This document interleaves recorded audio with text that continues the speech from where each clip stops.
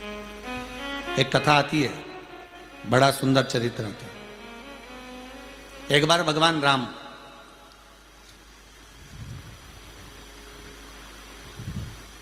मेरे राघव जी, भगवान श्री राम अलमस्त होकर,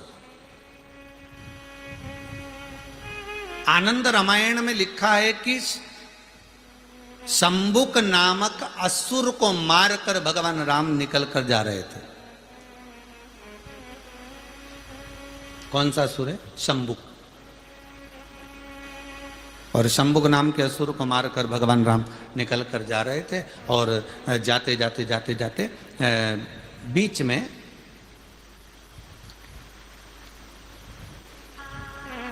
एक स्थान ऐसा आया जहां पर श्री अगस्त बाबा विराजमान थे।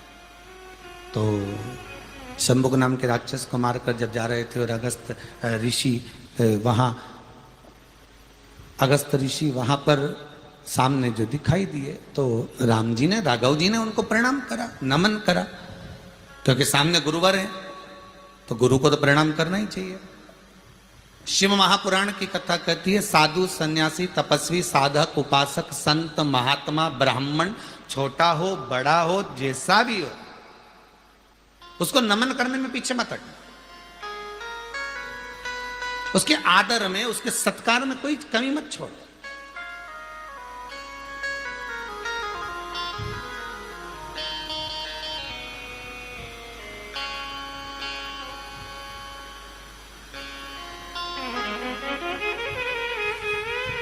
कल एक कोई ने प्रश्न किया था, भवानी मंडी से कोई का प्रश्न था ऑफिस में, कि गुरुजी से पूछ के बताना कि भगवान ऐसा काम क्यों करते हैं। तो आशीष ने लिख कर भेजा, कौन सा काम? कि भगवान को अगर आशीर्वाद देना है, वर देना है, तो भगवान देख कर देना कि ये भगवान का भजन करने वाला है, ये कीर्तन करने वाला है, ये नाम जाप करने वाला है, ये भगत है, ये किसी का अहित नहीं करेगा, इसको भगवान वर दे रहे। पर ये राक्षस, भगवान को दिख रहा है कि ये असुर है, राक्षस है, इसके बाद भी भगवान इसको आशीर्वाद क्यों देता?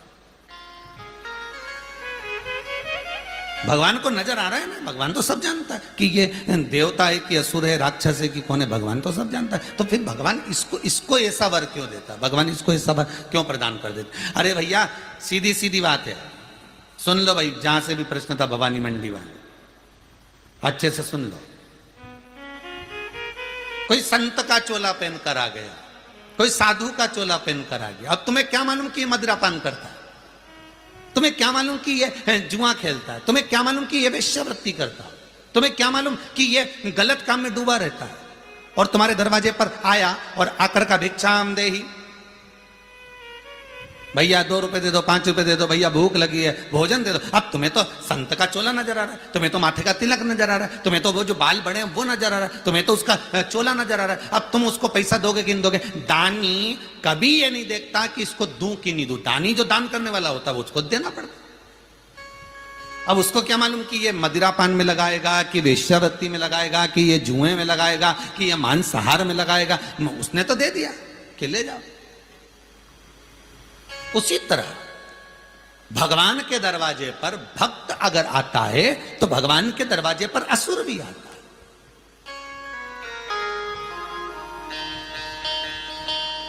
भगवान के दरवाजे पर अगर भक्त आया है तो भगवान के दरवाजे पर असुर भी आया। तो भगवान तो दोनों को देता है। भगवान ने दानी को भी, इसको भी दिया, इसको भी दिया। बस अंतर इतना है कि वो जैसे तुमने जिसको दिया था उसने मदिरा पान में लगाया, मांसाहार में लगाया, व्यसन में लगाया, वैश्यावृत्ति में लगाया, तो उसी तरह भगवान जब देता है तो जो देवतुल्य होता है, जिसके मन में भगवान की भक्ति होती है, वो भजन में और लगा देता है। और जिसके मन में कपट होता है, छल होता है, बेईमानी होती है, प्रपंच होता है, जिसके भीतर बहुत सारा असुर प्रवृत्ति भरी होती है, वो इसमें नहीं लगाता, वो और गलत काम में लगाता रहता है। तो जैसे जैसे वो गलत काम में लगाता जाता है, गलत काम में अपनी विद्या का प्रयोग और करते चले जाता है, तो एक दिन ऐसा आता है कि वो जीवन में नष्ट हो जाता है।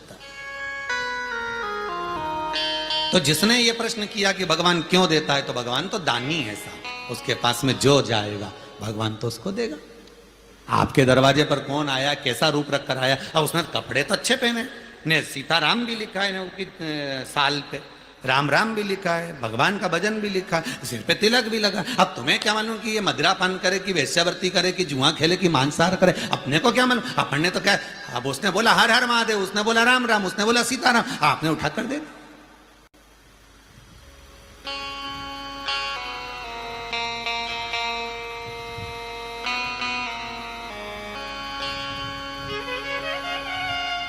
भगवान दानी है, वो दे देता है। तो राम जी महाराज सामने से आ रहे थे। अब देखिएगा जरा कथा क्या कर रही है शंकर की, कि भगवान के करीब होने के बाद भी हम भगवान से दूर हैं। किसी किसी के साथ रहने के साथ में भी हम उससे दूर हैं, क्योंकि उसकी चित्तवृत्ति में तो कुछ और चल रहा है, उसके विचारों में तो कोई और है।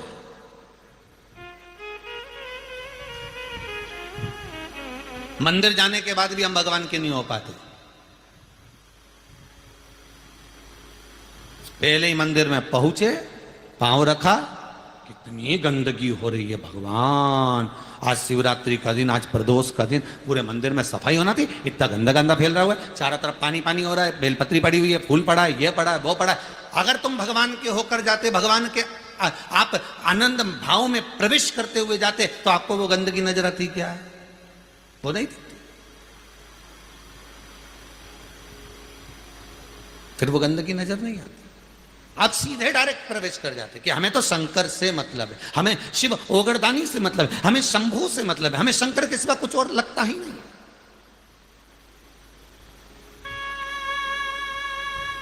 शंभू शरणे पड़ी मांगू घड़ी रे घड़ी दुख काटो,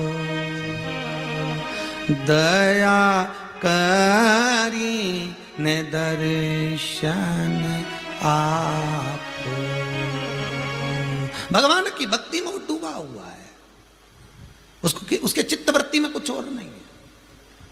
राम जी महाराज को सामने अगस्त ऋषि मिल गए। अगस्त बाबा ने हाथ जोड़कर प्रणाम करा। राम जी बोले, राम जी महाराज ने अगस्त बाबा को प्रणाम करा। संत को, साधु को, सन्यासी को, तपस्वी को, साधक को, उपासक को नमन किया जाता। मेरे राघव जी ने नमन किया। अगस्त ऋषि ने देखा, कहां से आ रहे हो? राघव जी बोले, एक शंभुक नाम का असुर था, उसका संहार कर आ रहा हूं। ठीक है, आओ राघव मेरे साथ चलो। अगस्त बाबा अपने सुंदर कुटिया में राम जी को ले गए, और अगस्त ऋषि ने राम जी बाबा को कुटिया में ले जाकर बिठाकर कहा, आज मेरा मन करता है कि मैं आपको कुछ दूं, आज मेरा मन कर रहा है कि मैं आपको कुछ दूं। आनंद रामायण में लिखा है कि जिस शंभुक नाम के असुर को राम जी मार कर आए थे, ये वो शंभुक नाम का असुर था जो कहीं शंकर के मंदिर का निर्माण होता था तो उस मंदिर को उठाकर पलट देता था, शिखर जमीन के अंदर और मंदिर उल्टा।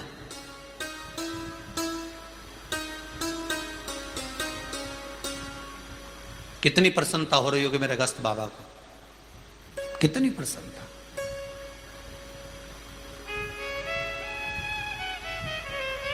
आज मेरा मन कर रहा है कि आपने जिस शंभुक नाम के असुर का संहार करा है, राक्षस को मारा है, तो मेरा मन करता है कि मैं आपको कुछ दूं। राम जी बोले, बस प्रभु आशीर्वाद दे दीजिए, और क्या चाहिए भाई? गुरुजन का चाहिए क्या अपने को? सदगुरु मिल जाए, संत मिल जाए, साधु मिल जाए, असली गुरु अगर आपके सामने मिल जाए, असली गुरु,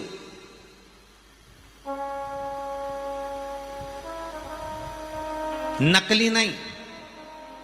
नहीं तो आज के जमाने में तो गुरु फिरे बाजार में हमसे दीक्षा ले, नरक पड़ो चाहे स्वर्ग जाओ, लिफाफा हम ही को दो।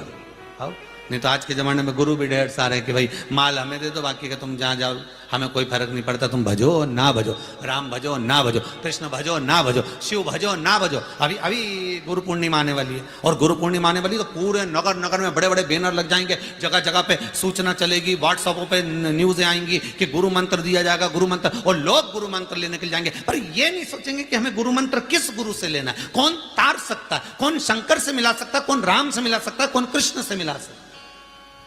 हमें तो गुरु मंत्र लेने की होड़ लगी हुई है कि हमको गुरु मंत्र लेना है। अरे पानी पियो छान गुरु करो जान, 50 बार विचार करो तब मन में आ जाए कि यह गुरु करने लायक है, तब गुरु मंत्र लो। ये तो 50 बार कोई कुछ भी कहे कि तुम गुरु मंत्र लो, बिल्कुल मत लो। क्यों लेते हो? कोई 50 बार तुमसे कहे कि गुरु मंत्र लो, गुरु मंत्र लो, तो पहले कहते ना मैं अभी छानबीन करने में लगा हुआ हूं, अभी जरा मैं देखूंगा पहले गुरु मिल जाए जब तो क्या इतना गुरु पड़ा है ढेर सारा, कुंभ का मेला में देखो तो किलो के भाव तोल लो। अब इतना सारा गुरु और तुम के गुरु नहीं है, तो क्या गुरु मिलना बड़ा। राम कृष्ण परमहंस जी से स्वामी विवेकानंद जी ने पूछा था, गुरुदेव असली गुरु कैसा होता है? हमने देखा कि पूरे विश्व में इतने सारे गुरु हैं, तो स्वामी विवेकानंद जी ने रामकृष्ण परमहंस जी से पूछा कि गुरु असली कैसा होता है, कितने गुरु असली होते हैं? तो इतने में रामकृष्ण परमहंस जी ने एक सरसों के डब्बे में से सरसों भर ली, राई सरसों, और सरसों भरकर समुद्र के किनारे रेत पे डाल दी, और डालने के बाद गुरु जी ने पांव से उसको हिला दिया, और हिलाने के बाद स्वामी विवेकानंद जी से कहा, जितनी सरसों मैंने पटकी थी पूरी बीन के लेके आ। रामकृष्ण परमहंस जी कह रहे हैं स्वामी विवेकानंद जी से, जितनी मैंने सरसों डाली थी वो सारी की सारी सरसों तू बीन कर लेकर। अब स्वामी विवेकानंद जी को 1 महीना लग गया रेत में से सरसों बीनने में। 1 महीने में 1 कटोरी भर के सरसों डाली थी, और मालूम पड़े इतनी सी सरसों रामकृष्ण परमहंस जी के फेंकी गई वो सरसों में से इतनी सी सरसों स्वामी विवेकानंद जी लेके रामकृष्ण परमहंस जी के पास आए। गुरुदेव मैं सरसों ले आया। गुरु जी ने कहा कितनी लाया, दिखा जरा। कटोरी में इतनी सी सरसों थी। रामकृष्ण परमहंस जी से तुरंत स्वामी विवेकानंद बोले, अब तो बता दो गुरुदेव कि असली गुरु कैसे होते हैं, कितने होते हैं? इतने बहुत सारे हैं, तो इसमें असली कितने होंगे? तो रामकृष्ण परमहंस जी ने कहा, बस जो कटोरी में जितनी सरसों दिख रही है बस उतने ही है, जितनी दिख रही।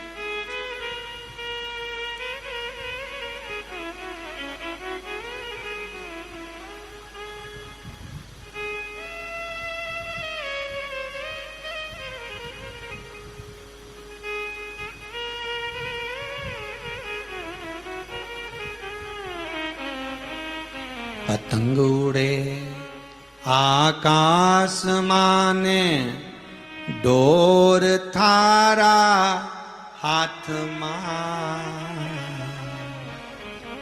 ओ वल्लभ मारी पतंग ऊंची राख जो, गुरुदेव मारी पतंग ऊंची राख जो, नाव चले मझधार मां, पतवार थारा हाथ मां, नाव चले मझधार मां, पतवार थारा हाथ मां, ओ वल्लभ मारी नैया पार लगाव जो, गुरुदेव मारी नैया पार। सदगुरु होता ही ऐसा, तुम बोलो ना बोलो गुरु पार लगा देगा, बस वही गुरु। तुम धन दो ना दो, तुम पैसा दो ना दो, पर गुरु जो होगा वो एक बात जरूर कहेगा कि मंत्र जपना, स्मरण करना, श्री शिवाय नमस्तुभ्यम, जपते रहो, भजते रहो। अगर दुख आ भी गया तो कट जाएगा। राम जी महाराज के संस्कार कितने थे, प्रणाम करा। अगस्त बाबा से कहा, गुरुदेव आप कर रहे हो कि मैं आपको कुछ देना चाहता हूं। आपने असुर का संहार करा, तो अगस्त ऋषि कहते हैं मेरा मन कर रहा है मेरे कुछ देने का, पर राम जी कहते हैं अगर देना है तो आशीर्वाद दीजिए। क्या करूंगा मैं धन और दौलत का, क्या करूं मैं सत्ता का? आप आशीर्वाद दो मुझे। पहले भी कहा, आज फिर कहते हैं, माता पिता का धन मत मांगना, माता पिता का आशीर्वाद मांगना। धन मांगोगे, कई परिवार में विवाद केवल धन का हो रहा है, पैसे का हो रहा है, और परिवार टूटते चले जा रहे हैं। दुनिया भर की लड़ाई का, विवाद का एक हल है, वो है केवल बात। अगर दो लोगों में मनमुटाव चल रहा है, कई माताएं यहाँ आती हैं, कई बहुएं आती हैं, गुरुजी हमारा पति से हमारा बहुत झगड़ा चल रहा है, अब ऐसी स्थिति आ गई कि तलाक की नौबत आ गई। कई लड़का ये कहते हैं हमारा अदालत में केस चल रहा है, अब तलाक की बात आ गई, तो हम उनसे कहते हैं एक बात करो, तुम्हारी उससे बात होती है? नहीं, हमारी तो 5 साल से बात बंद है, हमारी 3 साल से बात बंद है, हमारी 4 साल से बात है। हमारा एक ही कहना है, हर बात का एक हल है, बात। आप केवल थोड़ी सी बात करना प्रारंभ करिए, हो सकता है पछतावा उसको भी हो सकता है पछतावा आपको भी हो, और धीरे धीरे बात करते करते करते करते करते करते मन की भ्रांतियां निकलती चली जाती है, मन की गुत्थियां खुलती चली जाती हैं, और भ्रांतियां निकलते निकलते एक दिन जब समय आता है तो फिर दोनों एक हो ही जाते। बात जरूर करें, कितना विवाद हो, पर बात मत छोड़ना। अब इसमें बात एक और चीज की खड़ी हो जाती है। एक बेटी बोली, गुरुजी हम काय को फोन लगाएं? फोन पहले वो लगाए, उसी ने हमको घर से धक्के देकर निकाला था। तो हमने कहा बेटा अपन लगा ले तो क्या दिक्कत है, यही समझ लो वो बड़े बाप का, अपन छोटे बाप, इससे ज्यादा क्या होगा? पर लगा लो, प्रेम के वश बोल लो, वाणी से कुछ अच्छा बोल लो, विवाद समाप्त।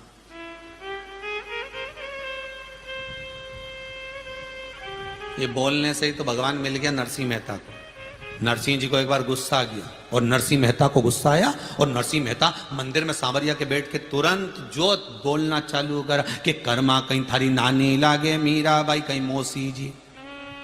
कर्मा तेरी नानी लगती थी, मीरा तेरी मौसी लगती थी, नामदेव तेरे क्या मौसा काका लगते थे, और हम तेरे क्या दुश्मन लगते? भगवान जो सुने तो भगवान प्रसन्न होकर नरसिंह जी के सामने प्रकट हो गए, मांग तुझे क्या चाहिए? और नरसिंह जी बोले मांगना मांगना क्या, 56 करोड़ का मायरा बरवाना, और क्या करना, मांगने की बात ही क्या, ये तेरे रिश्तेदार लगते थे, और हम बात ही तो हुई ना, केवल बोलना ही तो हुआ, परमात्मा को रिझाना ही तो हुआ, इसमें कुछ और तो था ही नहीं, केवल वाणी से बोला है,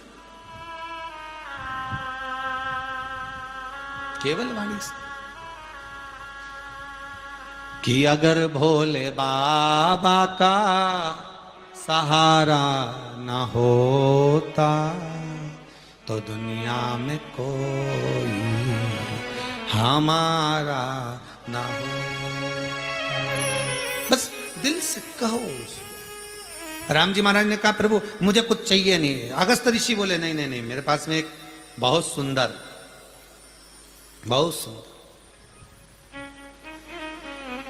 एक रतन रखा है, वो मैं तुम्हें देना चाहता हूं। राम जी को रतन दे दिया। राम जी ने जो रतन देखा,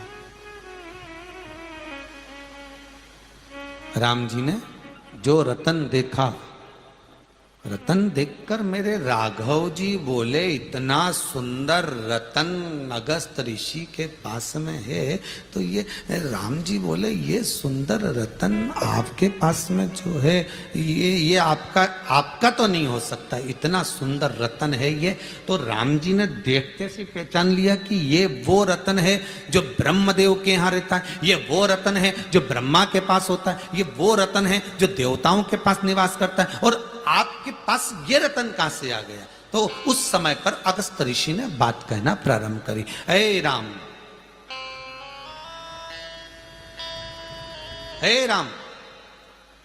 सुनो, एक बार मैं तप करने के लिए गया, साधना करने के लिए गया, एक सरोवर के पास में, कुंड के पास में एक बार मैं तप साधना करने के लिए गया, और वहां एकांत में मैंने देखा कोई पशु नहीं, कोई पक्षी नहीं, कोई जीव नहीं, कोई बीमा विद्यमान नहीं था, वहां कोई विराजमान नहीं था, और मैं तप करने के लिए बैठा ही था, और मैंने बस नेत्र बंद करने ही वाला था। इतनी देर में मैंने क्या देखा कि एक दिव्य विमान बहुत सुंदर सा विमान देवलोक से नीचे उतर रहा है और उस विमान में से बड़ा सुंदर राजकुमार नीचे उतरा और नीचे उतरकर सरोवर के नजदीक में एक शव पड़ा हुआ था, एक बॉडी पड़ी हुई थी।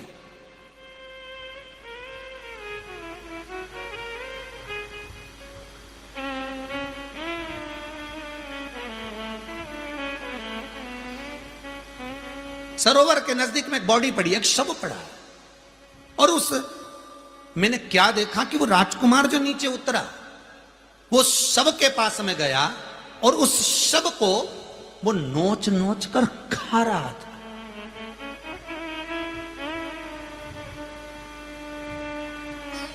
उस शव को वो नोच नोच कर खा रहा।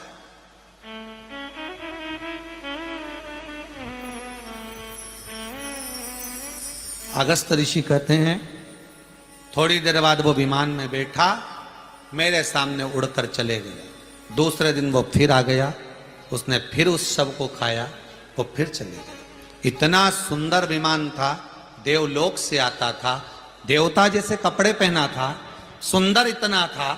वो राजकुमार आता, शव खाता, चले जाता। मेरा मन, मेरी बुद्धि, मेरे चित्त में प्रश्न अड़ गया कि मैं पूछूं इससे।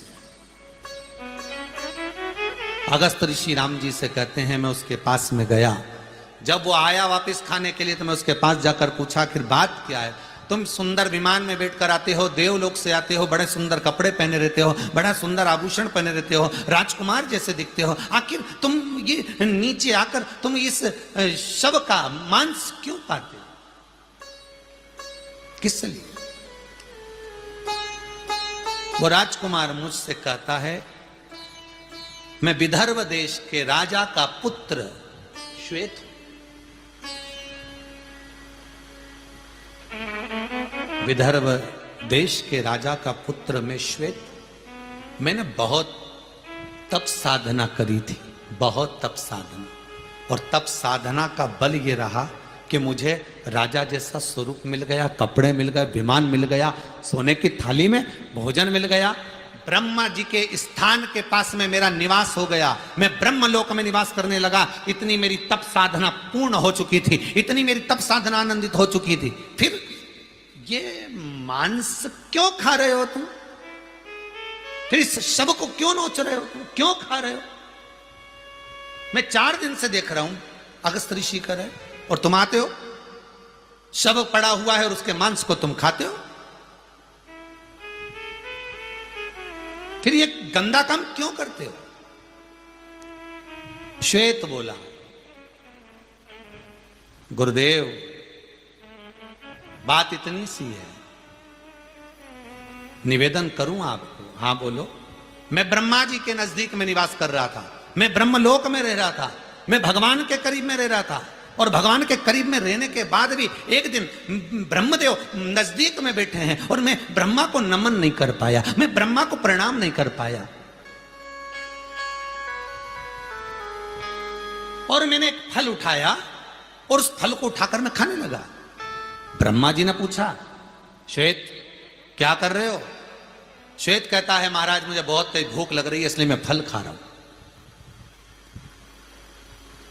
ब्रह्मा जी ने कहा तुमने माता पिता को प्रणाम नहीं करा, भूख बहुत तेज लग रही है और मुझे बहुत तेज भूख लग रही है इसलिए मैं भूल गया, मेरे ध्यान में नहीं रहा।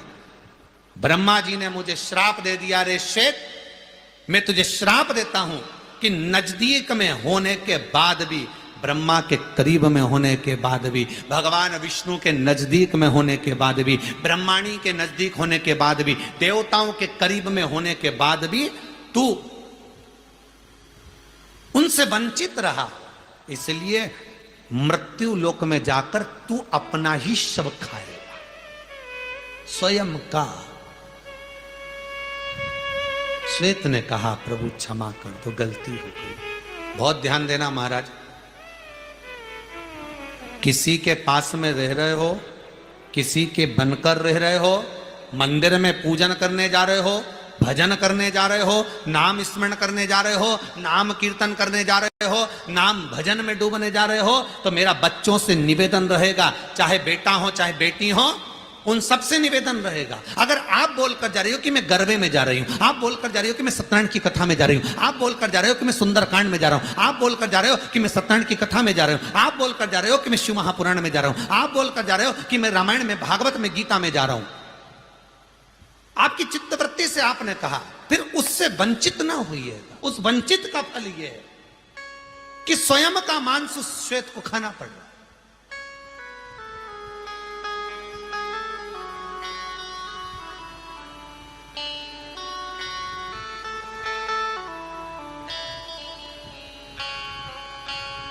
स्वयं का मांस वो श्वेत खा रहा है।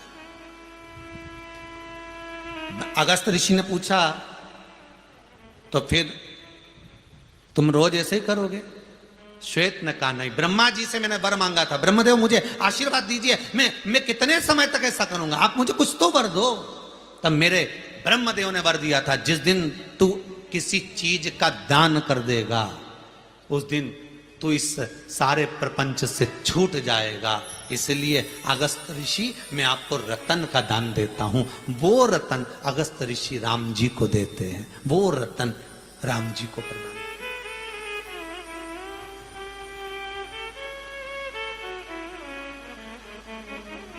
कई लोग कहते हैं महाराज जी दान करने से होता क्या है?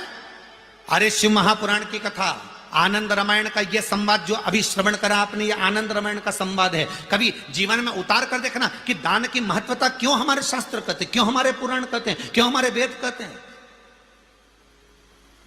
क्यों 18 पुराण हमारे शास्त्र ये वर्णन करते हैं कि दान की महत्वता को दर्शाते हैं कि दान करो, पुण्य करो, सत्कर्म करो। क्यों? क्योंकि ना जाने कितनी योनियां, 84 लाख योनियों में से ना जाने कितनी योनियां तो केवल दान से कट जाती है। ऐसा केवल दान करने से, चाहे वो अन्न का दान हो, चाहे वो वस्त्र का दान हो, चाहे मुद्रा का दान हो, चाहे आदि आदि जो दान हो, चाहे तुम एक रोटी का भी दान दे रहे हो, एक अन्न का दाना भी दे रहे हो,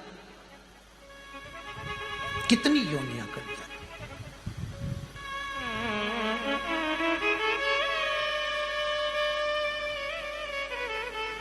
और एक दान करना आपको हमने शिव महापुराण में भी कहा, एक दान आप भी कर सकते हो प्रतिदिन, कि जिस शिव महापुराण की कथा को आप सुन रहे हो अपने रिश्तेदारों को फोन कर कर कह सकते हो कि 2 बजे से 5 बजे तक शिव महापुराण की कथा आ रही है, कुबेरेश्वर धाम से, चितालिया हेमा से, सीहोर से।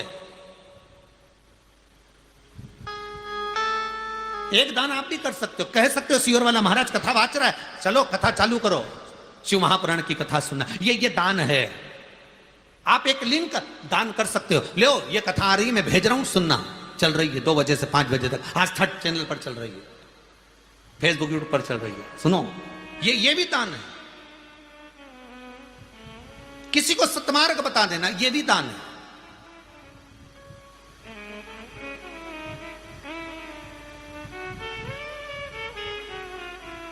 ये भी दान है। चिड़िया को अन्न का भाग दे देना, ये भी दान है। रोज का भंडारा। कई लोग कहते हैं हम बहुत दिन से सोच के बैठे हैं कि हम भंडारा कराएंगे, अब हमारे पास तो इतना धन है ही नहीं गुरुजी, तो भंडारा कैसे कराएं? हमने कहा भंडारे में कितना खर्चा आता है? तो कहे गुरुजी अब भंडारे में तो पूरा नगर जीमेगा, पूरा शहर जीमेगा, अब इतना खर्चा, लगभग 10-1 लाख का खर्चा हो गया, 5-10 लाख का, इतना पैसा कहां से आएगा? हमने कहा कौन सी पुराण में लिखा है कितना खर्चा करो? भंडारा भी 10 तरह का होता है। 1 किलो गेहूं ले लो, बाजरा ले लो, ज्वार ले लो, मक्का ले लो, डाल दो छत के किनारे पर, कहीं पे रोड के किनारे पर जाकर, जब पक्षी खाएंगे ढेर सारे आकर, वो भी तो भंडारा है। थोड़ा सा आटा से शक्कर मिला के पंजेरी तैयार कर लो, उसको पीपल के पेड़ के नीचे, बड़ के पेड़ के नीचे, आंवले के पेड़ के नीचे, कहीं शमी के पेड़ के नीचे, कहीं बेलपत्र के पेड़ के नीचे, उसको बिखेर दो, छोटी छोटी चींटियां आएंगी, भंडारा चालू। कोई जरूरी है कि मनुष्य को ही जिमाया जाए? कोई जरूरी है कि मानव को ही जिमाया जाए?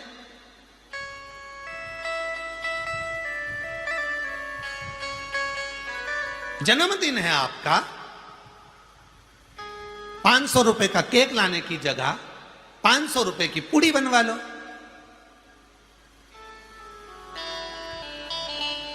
टुकड़े करो, चौराहे चौराहे पर ढेर सारे स्वान कुत्ते बैठे रहते हैं, उनको दो, ऐसे दौड़ कर आएंगे, जब वो खाएंगे पेट भराएगा। ये भी तो भंडारा, ये भी तो भंडारा। भंडारा केवल वो नहीं कि मनुष्य ही खाएगा तो भंडारा होगा,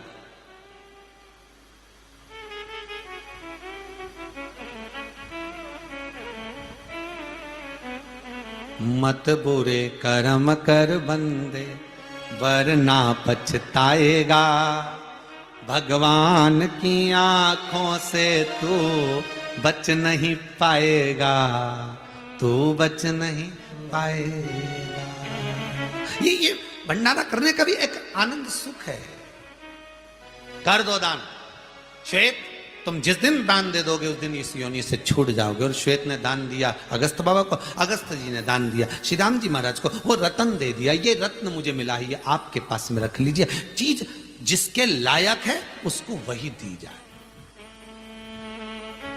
जिसके लायक। हम कई बार कथाओं में कहते हैं गाय, बेटी और लक्ष्मी, गाय, बेटी और लक्ष्मी।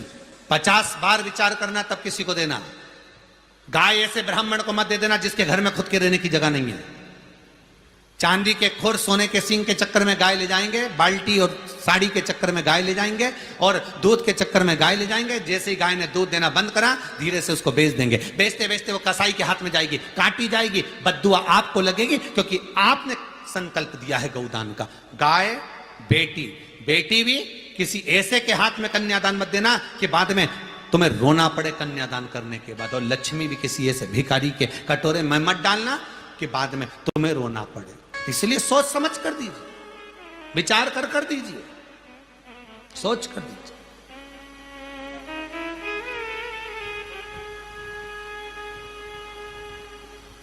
दान करो, पर जिस जगह पर जिसको जरूरत है वहां करो, मना नहीं। करीब में भगवान के ब्रह्मा जी के पास में श्वेत है, ब्रह्मलोक में श्वेत रह रहा है। उसके बाद भी उसकी बुद्धि ब्रह्मा से नहीं जुड़ पाई, उसके बाद भी बुद्धि वहां नहीं रह पाई। निवेदन है, जिस जगह पर रहो, जिस स्थान पर रहो, जिस व्यक्ति के साथ में रहो, जिस चिदानंद वृत्ति में आप निवास कर रहे हो, उसके साथ आप अगर निवास कर रहे हैं तो आपकी चित्त, आपकी वृत्ति, आपका मन डोलना नहीं चाहिए, जाना नहीं चाहिए। वही पर जितनी देर आप शिव महापुराण में बैठो, आपका मन उतनी देर भगवान के पुराण में लगे, उतनी देर आपका मन लगना चाहिए, उतनी देर आपकी चित्त वृत्ति रमे, जितनी देर।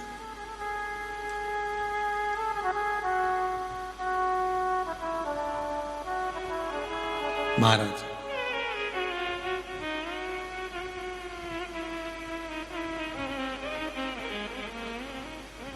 शिव शंभु नमस्तुभ्यं।